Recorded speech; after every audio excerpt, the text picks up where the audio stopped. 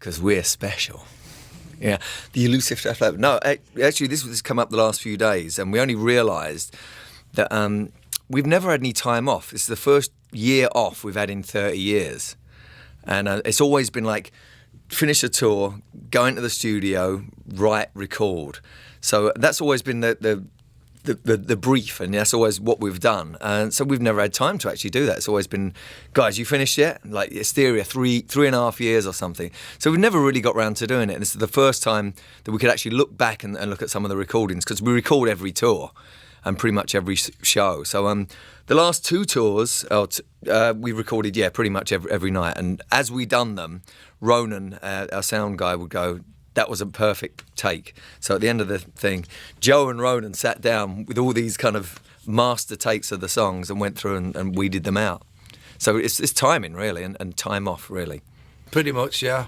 Various points all over the compass, really. It's really weird, because you listen to the album, we've presented it as though it's a gig, just one show. But there I am introducing one song and I'm screaming out, Utah, Salt Lake City, and then I'm going, how about you lot, San Diego? It's like, well, it's because... So I had to put in the liner notes, taken from various spots around the world over the last couple of years. So it was 2008, 2009, mostly 2009, actually.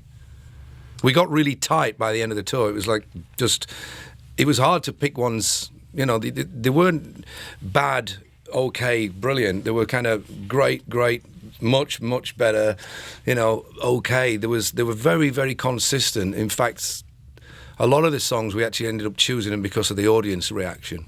Because we had like 5 years straight of touring, so it was like very consistent. Every year we were out on tour. So by that 5th year, 2009, we had it down, didn't we? Yeah, totally. It was great. It's 21 live tracks. Yeah, it'd be a double album, wouldn't it? Yeah, it'd be absolutely a double album. I think the first disc... That's pretty cool, huh? Yeah, the first disc cuts off at about 55 minutes, which would be way longer than a regular, if it was a 12-inch record. And the second disc coming in about an hour 10, because it's got a couple of live tracks that are from a club. You couldn't actually just insert them into the other stuff that's like in front of 20,000 people, because there's only about 800 there, and you can hear the difference, So they're like bonus tracks at the end, and then there's the 3 brand new songs. So it's actually like it's a triple album. It's in 3 parts, and it is a triple album because there's a DVD as well.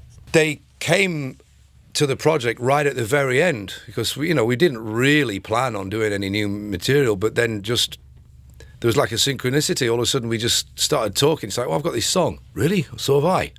And then Sav's like, I've got this song as well. It's like all of a sudden we've got these songs. We could have, if we didn't want the album out in May, we could have carried on and probably come up with 12 songs. But, that would have defeated the purpose of what we were doing here. So we thought, if we put 3 new songs on, with technology being the way it is and the music industry being the way it is, it's not overly important to do an entire new album anymore. You can just do 1, 2 songs and put them on iTunes, and people can download them. Almost like putting singles out, the way people like David Bowie in the 70s put out John, I'm Only Dancing, and it was never on an album.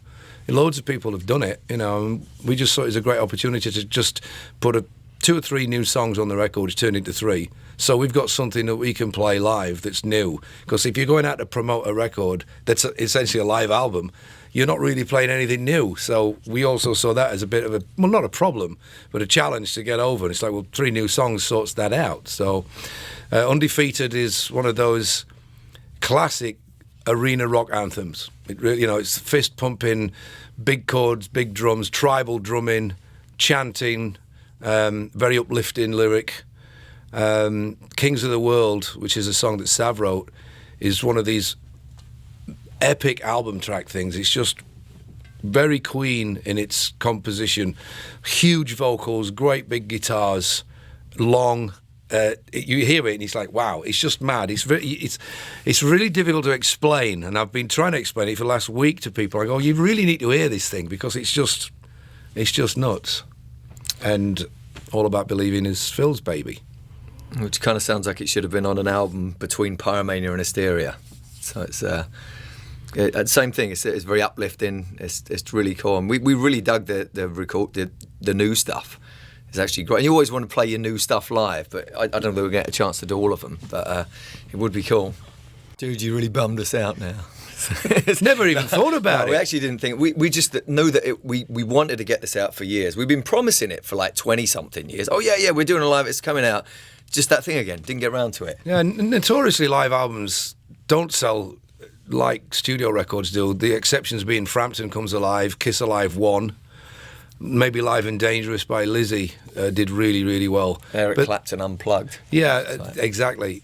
But you can almost count them on one hand, the ones that were like just enormous as opposed to their studio work. So it's not really a problem. It's just, it's out. It gives us these days you tour to promote a record. That's kind of gone out the window. We're promoting the tour really by putting a record out. It's everything's turned upside down. Well, we always raise the bar. So a light show's bigger. Everything's bigger, better, louder, faster, harder. Really, and it's good. We like that challenge. We do that every time. The songs.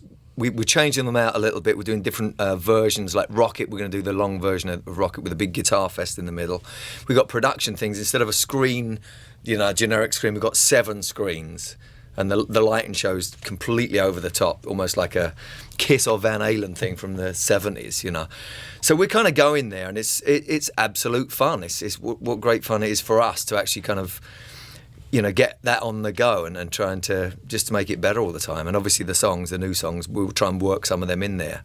So you have to walk a fine line of like doing new stuff. You don't want to be indulgent, but you absolutely want to play all the hits as well. So it's it's fun. And Heart, we've never actually toured with them before. We met them once in a corridor, I think. Had a photo taken. That's about it. So, and they're a band with loads of hits as well. We've toured with bands that have a huge catalogue over the past few years, and that really works well. I started with Bryan Adams in 2005. Then we had Journey. Just recently we had Poison and Cheap Trick. All bands with loads of hits. Billy Idol, Styx, Foreigner.